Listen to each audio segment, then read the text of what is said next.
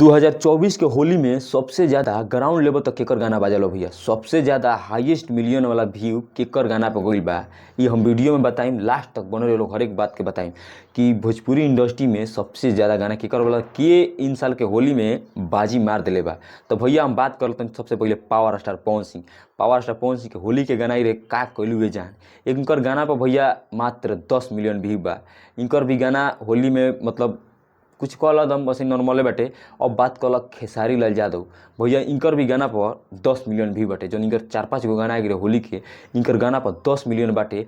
लेकिन सब कोई जानता कि होली में नंबर 1 के रहेला, सबसे ज़्यादा ग्राउंड लेवल तक केकर गाना बाजेला उ हन खेसारी लाल यादव। लेकिन अब की बार खेसारी लाल आ पावर स्टार पवन सिंह के भी पीछे कर दिले बड़न। हाँ भाई, अरविंद अकेला कल्लू, हाँ इनकर एगो गाना ही रहे, तू साफ सुथरा बात बतावा कि तू पति के साथ रहबू कि देवर साफ साफ बतावा केकरा प्रभु, देवर प्रभु कि देवर संग खेलम होली, ये गाना के टाइटल रहे।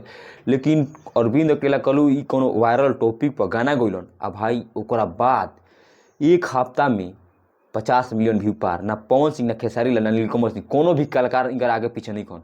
जो इन गाना गा दिले बड़न अरविंद अकेला कल्लू, भाई मार्केट में एकदम बहुत ज़्यादा चर्चा है। खुद अरविंद अकेला कल्लू कहतन कि हमारे ज़िंदगी के सबसे ज़्यादा हाईएस्ट वाला व्यू गइल बा हतना जल्दी 50 मिलियन।